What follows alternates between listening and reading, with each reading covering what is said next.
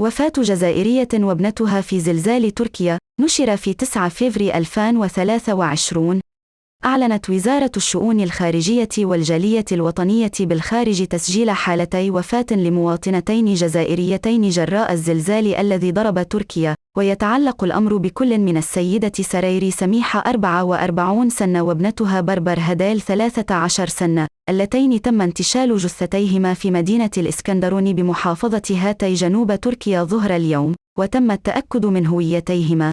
وقد باشرت مساء اليوم مصالح القنصلية العامة للجزائر بإسطنبول بالتنسيق مع السلطات التركية إجراءات نقل جثمانيهما إلى مدينة إسطنبول، والشروع في القيام بالإجراءات اللازمة قصد إعادتهما إلى أرض الوطن، حيث ستتكفل الدولة الجزائرية بجميع مصاريف نقل الجثتين.